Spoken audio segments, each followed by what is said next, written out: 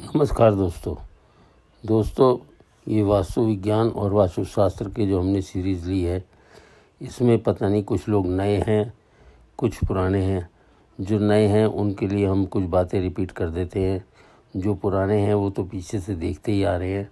जो नए सुनते या देखते हैं उनको भी चाहिए कि चैनल को सब्सक्राइब ज़रूर कर लें, ताकि हमारा जल्दी से चैनल मोनेटाइज हो जाए और हम आपको और अच्छे से बता सकें। दोस्तों, हमने नक्शे लेने शुरू किए हैं। पिछले एपिसोड में एक दर्शक ने एक नक्शा भेजा था दक्षिण मुखी का, उसके बारे में हमने आपको सारा बताया था। आज हम उत्तर मुखी का नक्शा ले रहे हैं, जो कि वास्तु के हिसाब से बना हुआ है। उसके अंदर आप ध्यान से देखें कौन सी चीज़ कहाँ पे है। ये जो हमने जैसे जैसे बनाया है, ये इसी तरीके से बिल्कुल सही बना हुआ है। गृह प्रवेश जो है वो उत्तर से है, और टॉयलेट अटैच बाथरूम भी सही बनाए हैं। भोजन कक्ष वगैरह सब सही बने हुए हैं।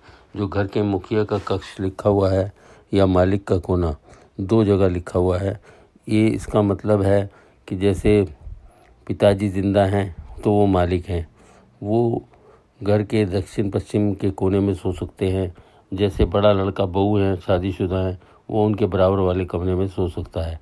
ये दोनों ही मालिक कहलाते हैं, क्योंकि पिताजी के बाद बड़ा लड़का ही घर का मालिक होता है, इसलिए मालिक का कोना उसको लिखा जाता है। दोस्तों, इसी तरीके से और हमने सारी चीज़ें इस नक्शे में अच्छे से समझाई हैं, जो स्क्रीन पे आप देख रहे हैं। आंगन में भी जो हमने हृदय स्थल या केंद्र लिखा है, वहाँ पे आपको पहले ही बताया है, कोई गड्ढा या बोरिंग ऐसी चीज़ नहीं होनी चाहिए, ना यहाँ पे बेसमेंट वगैरह आनी चाहिए, ना यहाँ पे कोई दीवार खंभा होना चाहिए। ये जितना हल्का होगा, खाली होगा, उतना ही आपके लिए अच्छा होगा। ये हमने पिछले एपिसोडों में आपको इसका महत्व बहुत अच्छे से समझाया हुआ है। उसके बाद फिर प्रवेश द्वार के अंदर बराबर में जो मंदिर का कोना है, हमने पिछले एपिसोड में ही बताया है कि मंदिर लिख देते हैं, वो उस जगह को जितना साफ़ और खुला रखा जाए, ये उतना ही शुभ होता है। क्योंकि हमने आपको बताया पूर्व में से हमेशा तरक्की आती है। जब पूर्व जिस घर का खुला होगा, वहाँ हर चीज़ में तरक्की आती है। पढ़ाई में, स्वास्थ्य में, बिजनेस में, नौकरी में, हर चीज़ में तरक्की आती है। घर की वृद्धि में तरक्की आती है। और अगर नॉर्थ खुला होता है तो पैसे की आवाजाही बहुत अच्छी बनी रहती है। इसलिए आप जहाँ मंदिर का कोना लिखते हैं, अगर वहाँ संभव हो सके तो उसको खाली रखें, वहाँ छत ना ही आए तो अच्छा है। जितना खुला रहेगा उतना वो घर के सब रहने वालों के लिए शुभ होगा। फिर अतिथि कक्ष लिखा हुआ है, जिसको हम बैठक बोलते हैं या आजकल ड्राइंग रूम बोलते हैं, वो अतिथि कक्ष है। वहाँ पे आप ड्राइंग रूम बना सकते हैं, आने जाने वालों के लिए वहाँ पे उनको रख सकते हैं। उसके साथ में भंडार कक्ष लिखा हुआ है। यहाँ पे आप किचन का जो भी सामान एक्स्ट्रा होता है, तेल वगैरह हैं और सब्जी वगैरह एक्स्ट्रा है, या कोई डीप फ्रिज या फ्रिज है, वो इस कक्ष में रख सकते हैं। यहाँ पे जितना आप भंडार करेंगे वो बड़ा शुभ है। उसके बाद रसोई घर आपको बताया हुआ है। फिर 2 शयन कक्ष हैं। इन शयन कक्षों में घर के लोग ही सोने चाहिए। इसमें कभी भी कोई अतिथि वगैरह ना सोए। अतिथि वगैरह को हमेशा, जहाँ हमने पति पत्नी का कक्ष लिखा है या अतिथि कक्ष लिखा है, उन्हीं जगह पे सोना चाहिए। जो भी मेहमान आते हैं आपके, चाहे नज़दीकी रिश्तेदार हों चाहे दूर के रिश्तेदार हों, उनको हमेशा घर के उत्तर में ही सुलाना चाहिए। इसी तरीके से जो बच्चों का कोना हम शुरू से बताते आए हैं, आपके पश्चिम उत्तर में वो कुंवारे बच्चों का कोना होना चाहिए। इसमें एक ध्यान और रखिए कि कहीं भी कोई भी जो हमने शयन कक्ष बनाए हैं, उसमें हमेशा लेटते वक्त सर दक्षिण की तरफ ही होना चाहिए, तभी वो शुभ होता है।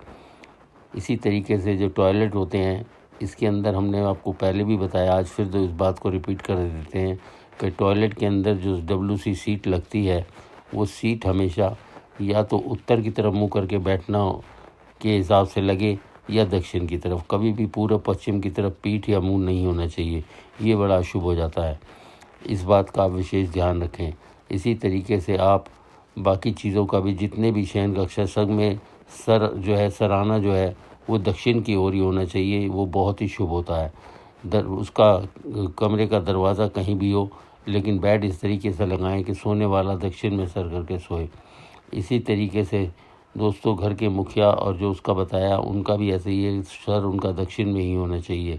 उनके बराबर में टॉयलेट जो हैं वो भी उसी तरीके से बनने चाहिए, या तो दक्षिण की तरफ मुंह हो या पीठ हो, या उत्तर की तरफ मुँह या पीठ हो, इसी तरीके से आप इसको बनाएं। दोस्तों नक्शे तो भेज रहे हैं लोग, उसके हिसाब से हम बताते जा रहे हैं। पिछली बार हमने लिया था दक्षिण मुखी, आज उत्तर मुखी लिया है। आपको हर मुख का दिखाएंगे कि किस मुख में कैसे नक्शा बनाएं। और आपका अगर बनाया है तो आप इसको चेंज कर सकते हैं, छोटे मोटे चेंज कहीं भी हो सकते हैं। परेशानी आती है सोसाइटी के फ्लैटों में, डीडीए के फ्लैट में, या जो बिल्डर फ्लैट होते हैं उनमें भी बहुत परेशानी आती है, क्योंकि वो अपने हिसाब से नक्शा बनाते हैं, अपने हिसाब से कोने काट देते हैं, बालकनियाँ निकाल देते हैं।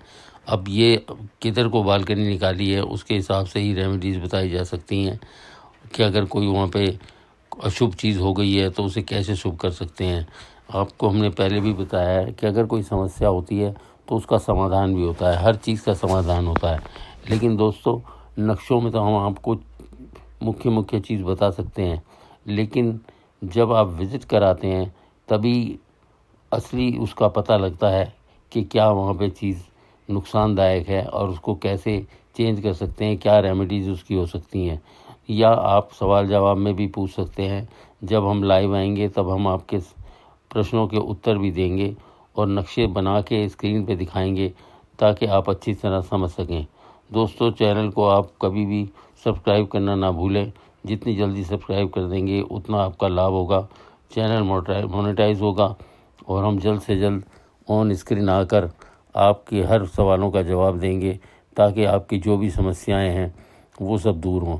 दोस्तों अगर वास्तु के हिसाब से घर में कोई गलत चीज़ बन जाती है तो वहाँ बीमारी रहती है, या पैसा ज़्यादा खर्च होता है, या बच्चे पढ़ाई नहीं करते, या औरतों के या आदमियों के जो कैरेक्टर होते हैं वो लूज़ हो जाते हैं, या बहुत ज़्यादा बीमारी घर में घुस जाती है।